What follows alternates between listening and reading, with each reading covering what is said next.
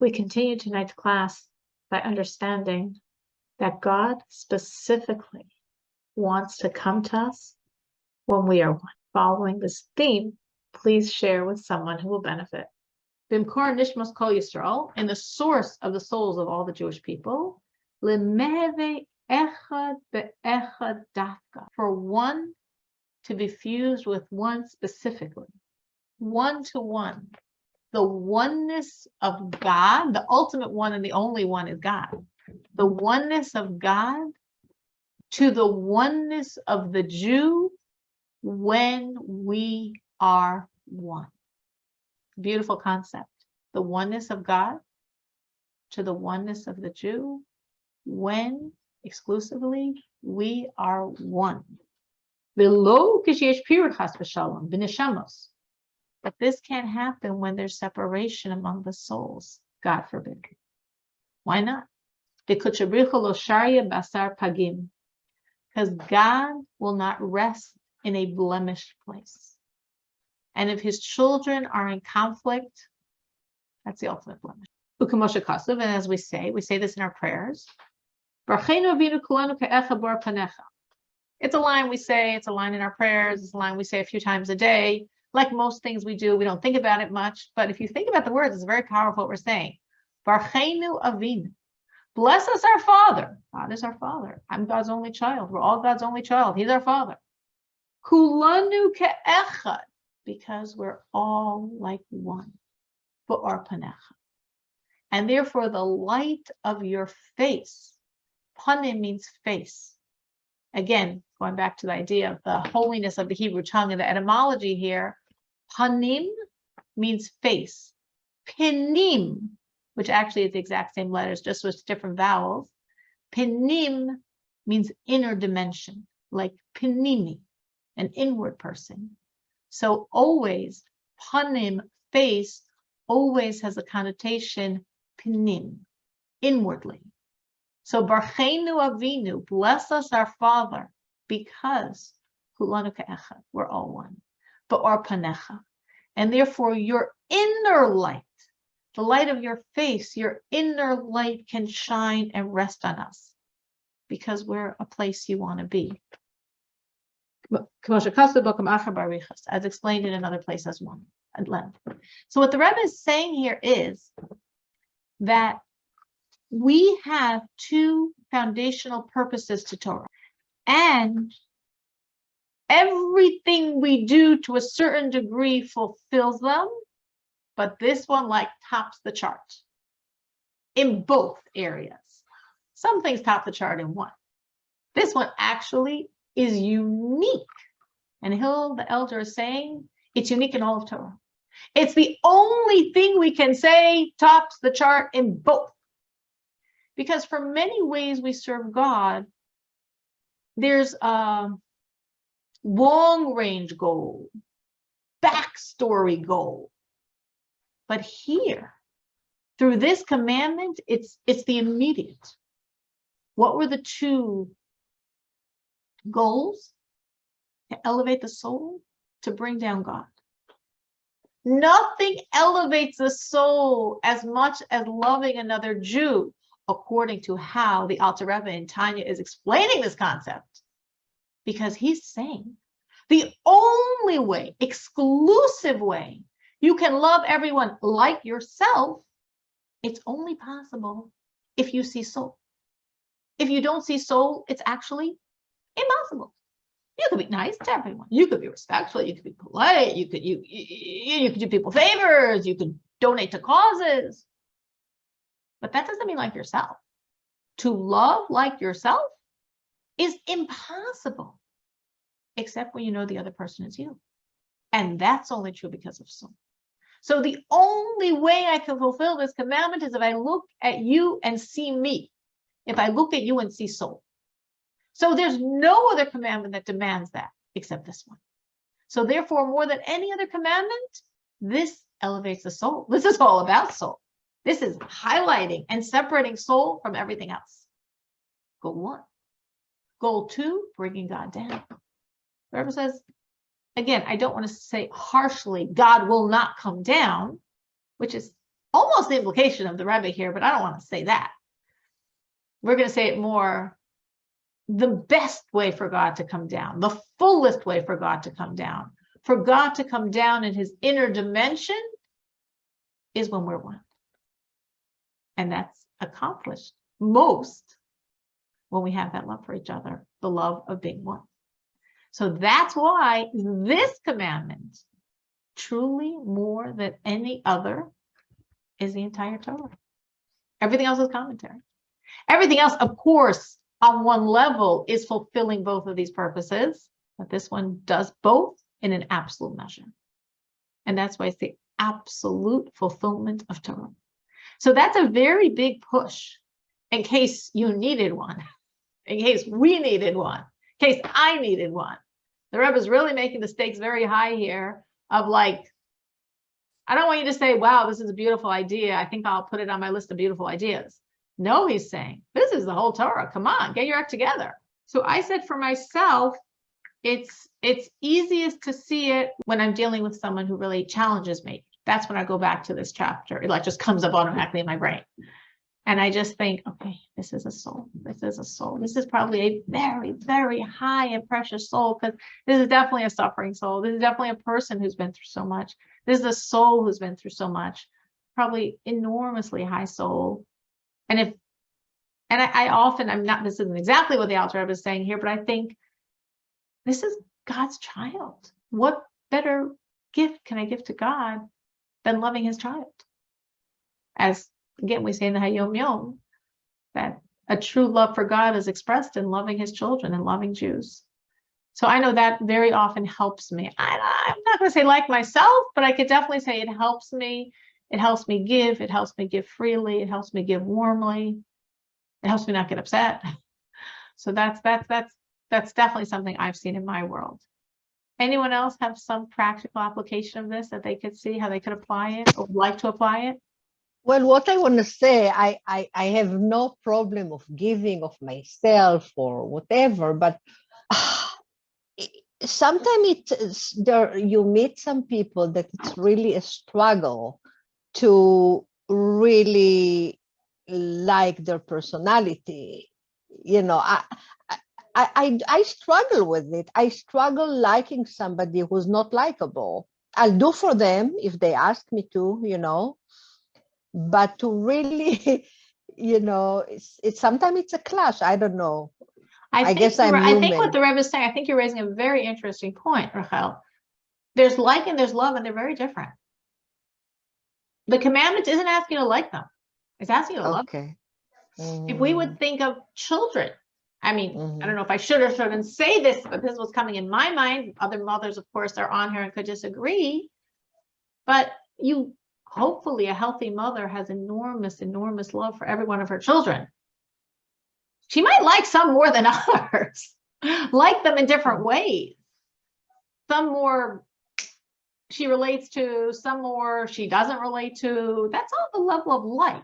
But hopefully every mother has enormous, limitless love for her child, which is a totally separate dimension of relationship than liking. That's how I'm looking at it. Again, it's an interesting question, and other people could feel free to totally disagree with me.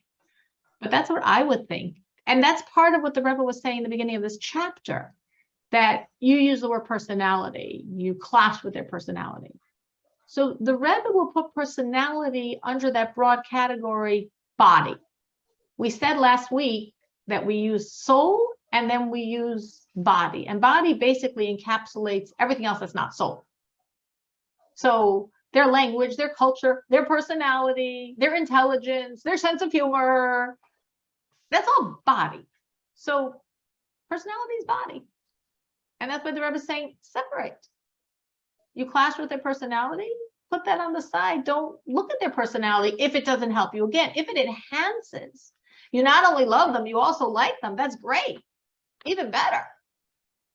But if you don't relate to them, let alone if there's a clash, just separate and say, that's not really them. It's not really them. What's really them is their soul. And that's what I'm loving and appreciating and focusing on. Anyone else or any differing opinions on my thoughts on Rachel's question?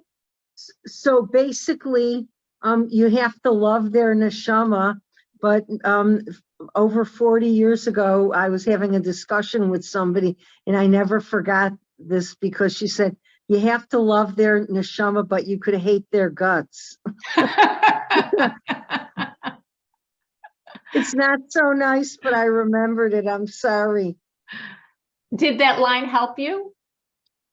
It helps to separate what's expected of us from the Rebbe, I think.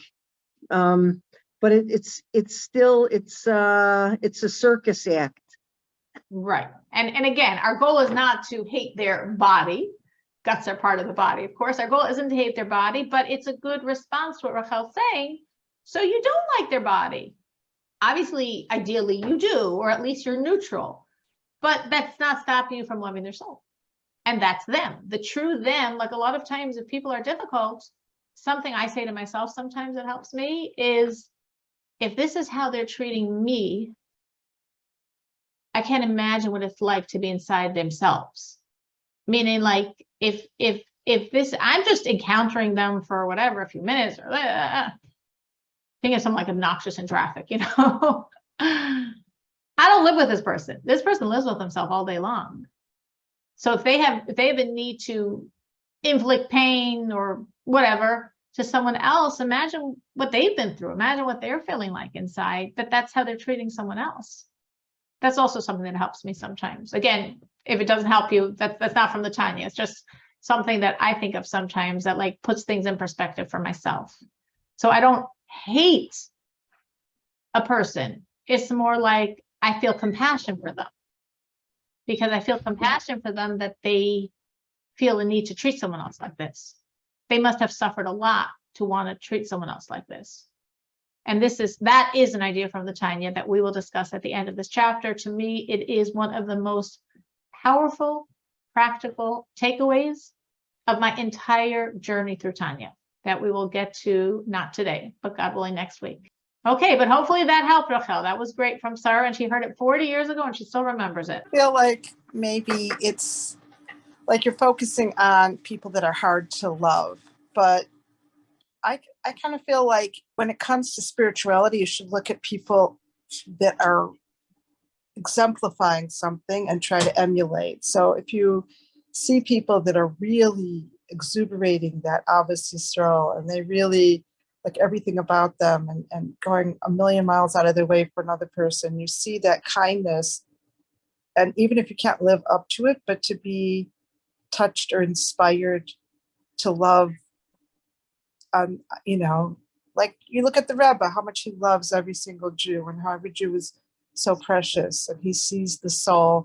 So maybe we can't see it like the Rebbe, but to be touched to the point where we want to do something more because of it, like love someone more because of it. But instead of just focusing on people hard to love, but to see the example of people that teach us how to properly love others. I don't know, just a thought. That's beautiful. And I think it's very practical. And I think we could look at it both ways. Like Firma saying, she's giving both ideas. You could look at people just in your world. Right when she said that, I thought of someone I know, not a Rebbe at all, but always will go out of his way for someone else, do the craziest favor for someone else, like no question, in a second. Yeah, that is a great idea of just like practical. What does this mean, really? Someone who just always is there for other people, loving other people, caring about other people, because I'm not like that at all. I'm nowhere near there. So that's great for me to just like think of that. I mean, I'm thinking something very specific, think of that person and think, okay, yeah, you got a long way to go, like move, be inspired. And then of course, Ram was giving us this ultimate example of the Rebbe. And of course, it's just, like the Tanya, the famous line of the Rebbe, famous incident that this elderly woman said to the Rebbe in the dollars line. For a few years, the Rebbe every Sunday would give out dollars for hours.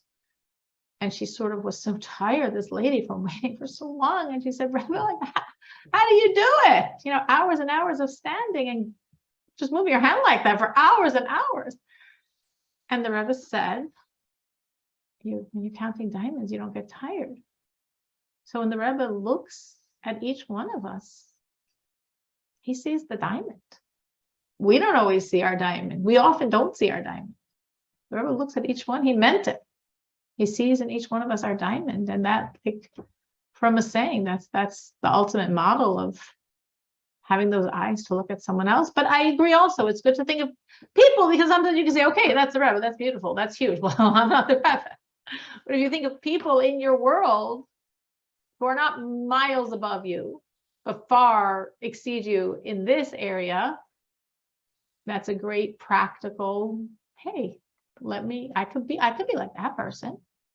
I think that's a great idea. I think that makes it very practical. So what the Rebbe is going to do now is, for the rest of the chapter, if you're looking inside, you even see there's very little punctuation markings in Tanya, almost none.